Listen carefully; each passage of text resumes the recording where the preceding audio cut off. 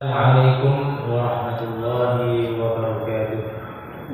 Nahmaduhu wa nusalli wa nusallimu ala rasulihil karim Sayyidina wa maulana Muhammadin al-karim wa ala alihi wa sahbihi ajma'in, amma ba'd.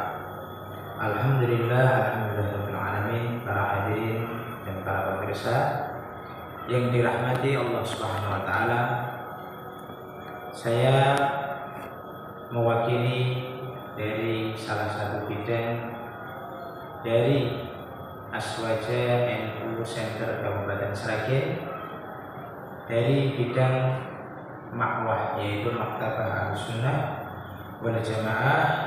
Di sini saya mewakili untuk membacakan beberapa bab pembahasan tentang kitab Risalah Ahlussunnah wal Jamaah yang ditulis oleh Hadratus Syekh Hasyim Asy'ari.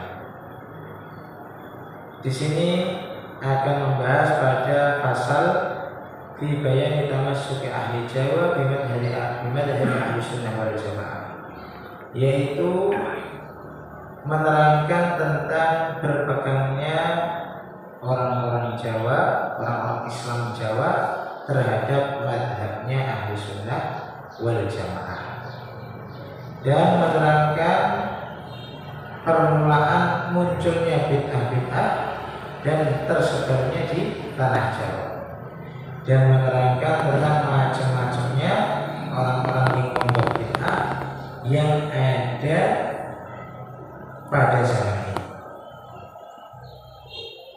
Qadakana, sungguh adanya muslimul aqtar, orang-orang Islamnya daerah-daerah al-Jawiyah di tanah Jawa, bil azman as-salifah, pada waktu-waktu yang telah lampau, al-khaliyah, yang telah lewat, muttafiqil ara, mereka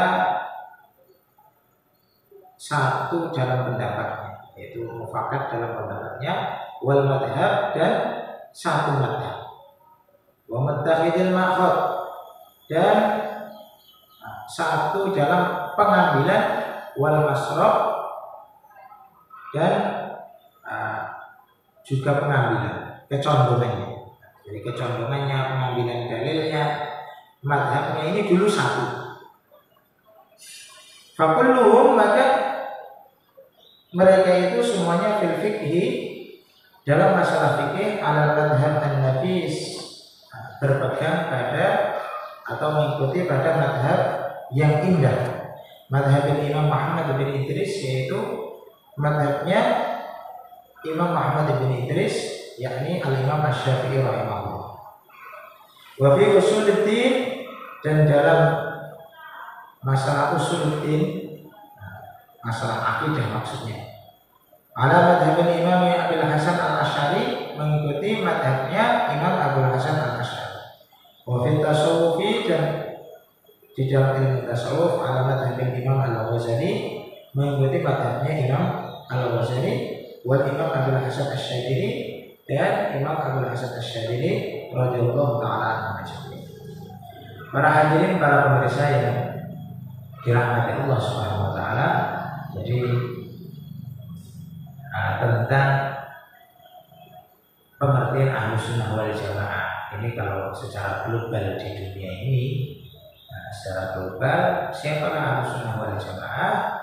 Mereka adalah orang-orang yang mengikuti dalam segi akidah, ikut kepada salah satu dari dua madhab akidah. Yang pertama Abu Hasan Al-Asy'ari, yang kedua Abu Mansur Al-Maturidi. Kemudian mereka dari sisi fikih, menganut atau mengambil dari salah satu madhab yang keempat, yaitu madhab Imam Abu Hanifah, yang kedua madhab Malikiyah, yang ketiga madhab Syafi'iyah, yang keempat madhab Hambali.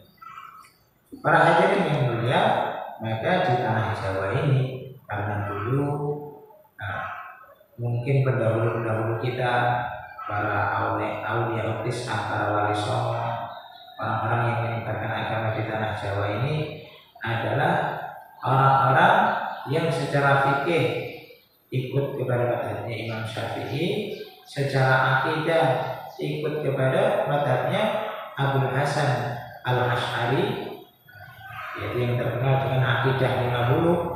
Apa itu 50? Yang biasa dilantunkan di masjid-masjid, Allah wujud, kita bawa ila akhir.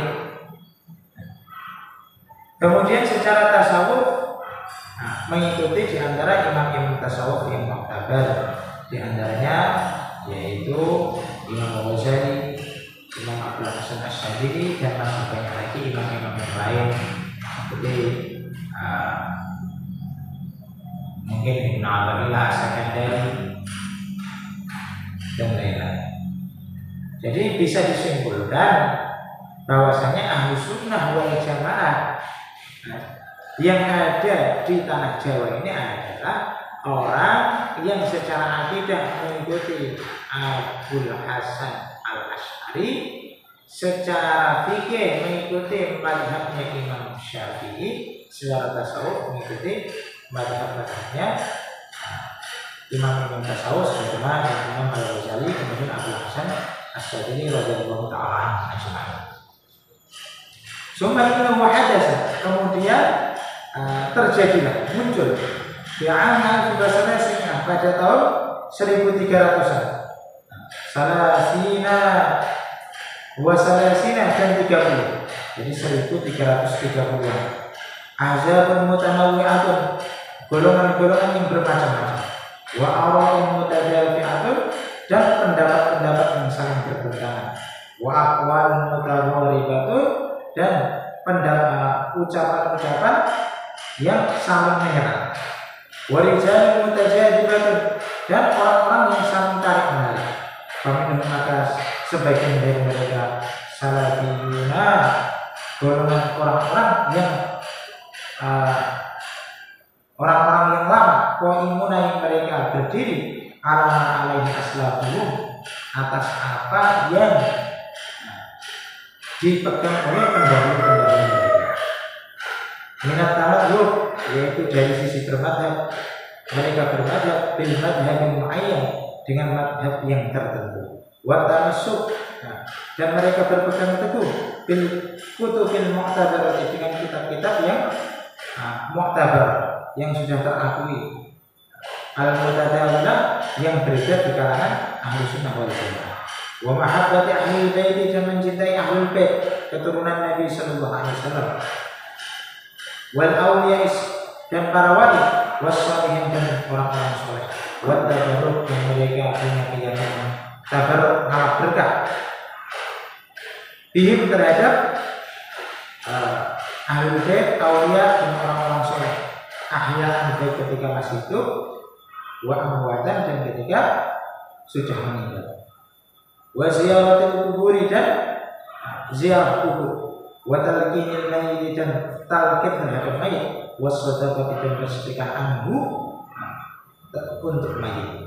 Wa i'tiqadi syafa'ati, dan mereka meyakini akan syafaat, bahwasanya syafaat itu ada. Wa naf'id du'a, dan bergunanya doa atau bermanfaatnya doa. Wa tawassul, dan tawasul. Wa ghairi dzalika, dan yang selain yang demikian itu. Para hadirin yang dimuliakan Allah Subhanahu wa taala, kemudian pada tahun sekitar 1330 ini muncullah golongan-golongan yang macam-macam dan pendapat-pendapat yang sangat bertentangan. Pendapat-pendapat yang saling menyerang. Maka di antara mereka masih ada orang-orang yang masih berpegang teguh terhadap para pendahulu-pendahulu mereka, yakni mereka bermadhab dengan madhab tertentu, salah satu dari 4 madhab.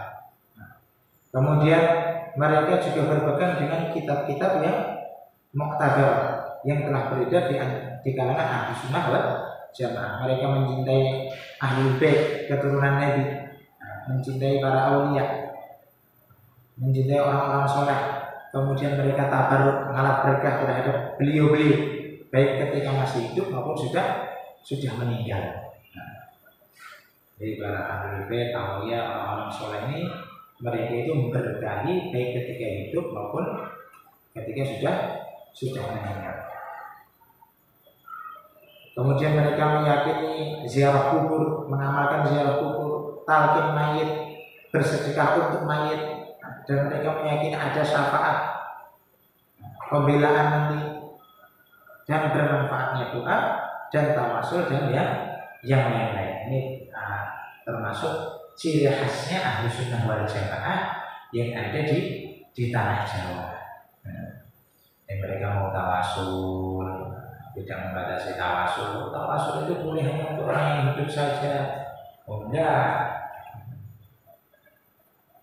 Dulu Nabi tidak seperti itu. Nabi itu mengajarkan doa tawasul kepada Utsman bin Affan.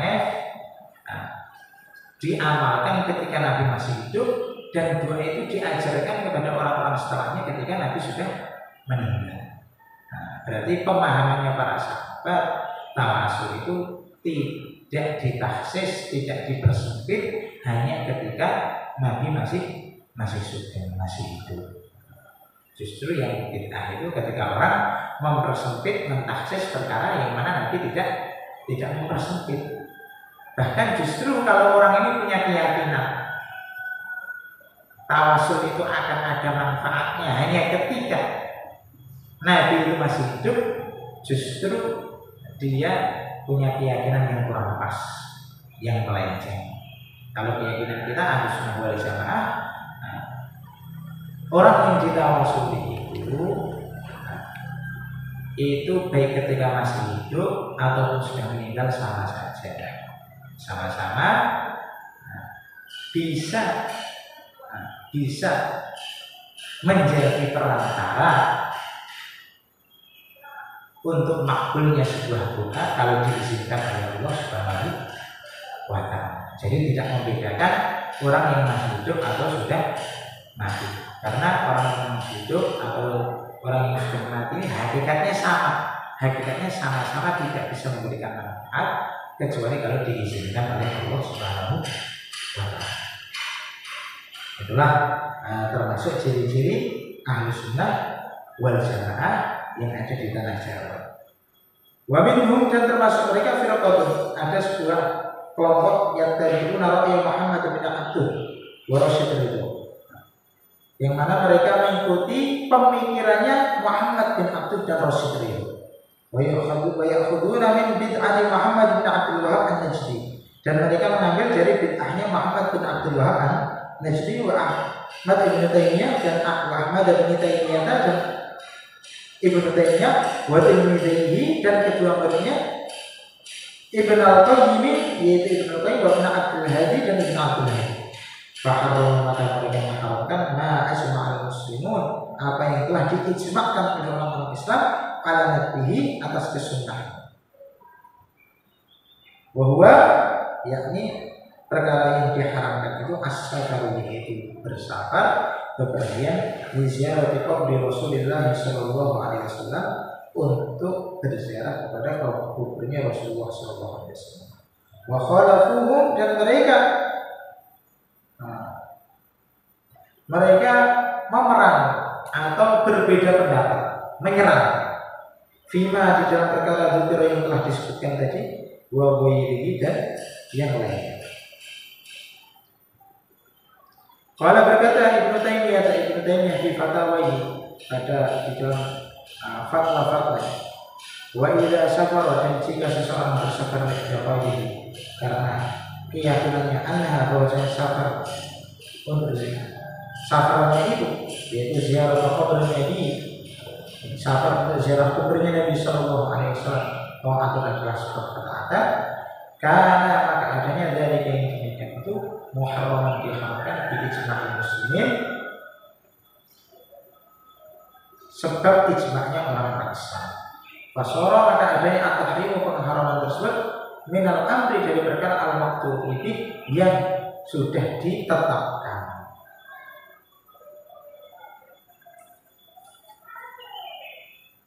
Jadi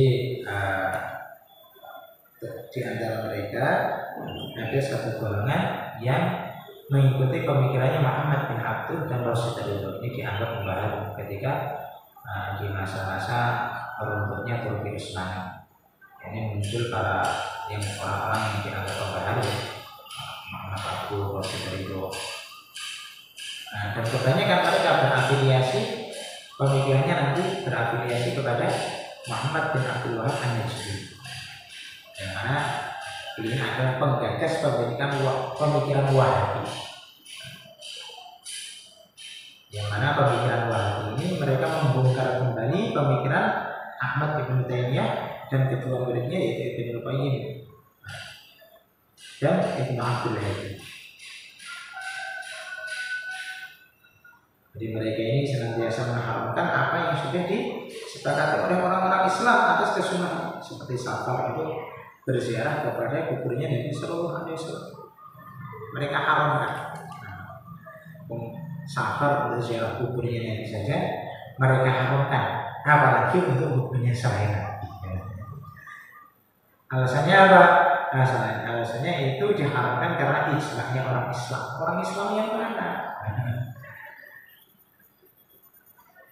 Orang Islam yang mana?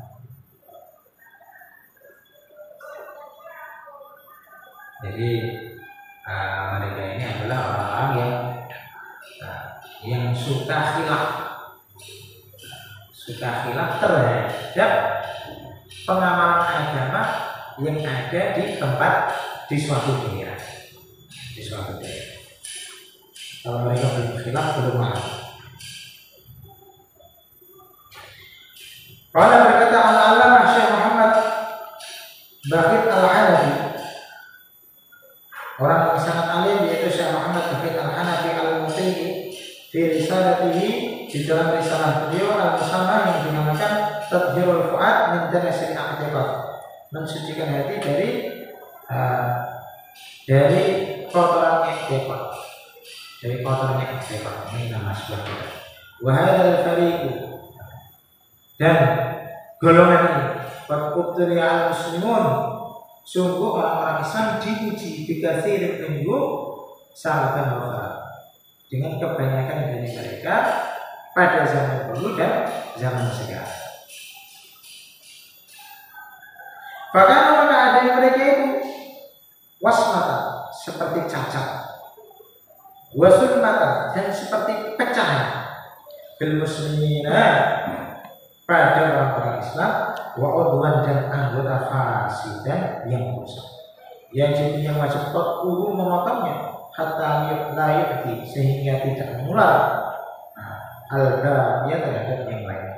Bahwa maka orang-orang seperti Al-Majdumi, seperti orang yang terkena sakit lepra, yang jibu, yang wajib al-firul lari minhu, dari penyakit tersebut. Fa'innahum, maka sesungguhnya mereka fariqun, adalah segolongan yang abuna, yang mereka bermain-main bidinihim, dengan agama mereka.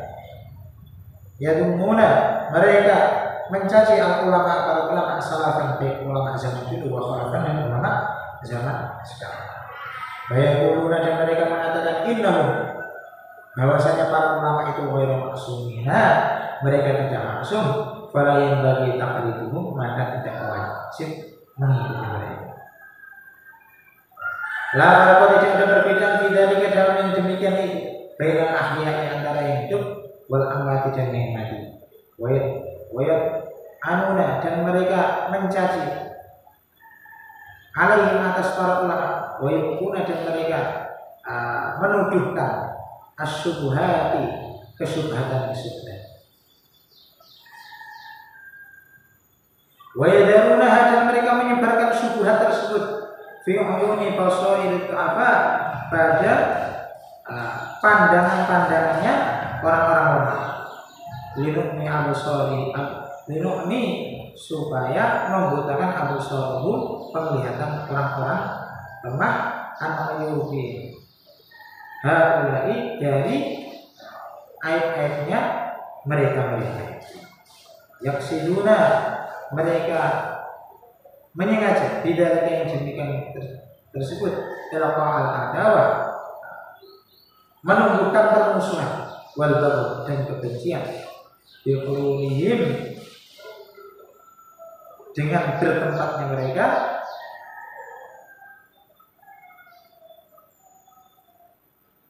al-jawab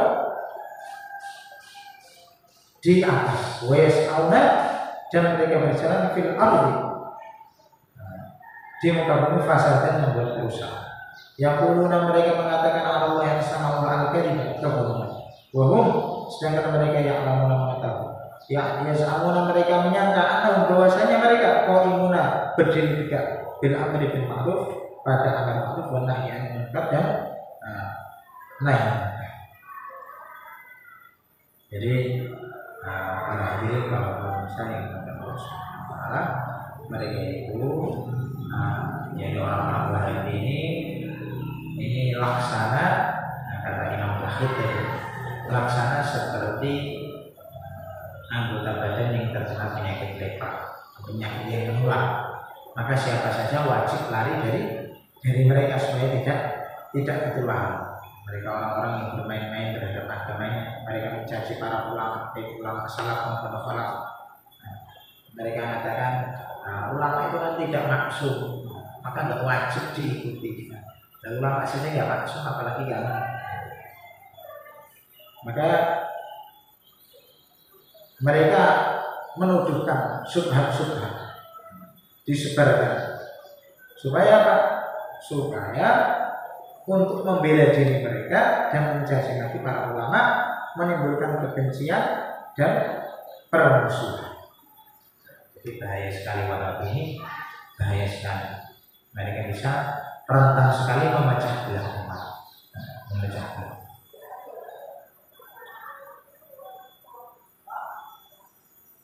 Jadi mereka itu di suatu tempat kalau tidak berbeda dengan kebiasaan di tempat tersebut, mereka tidak mau, tidak puas.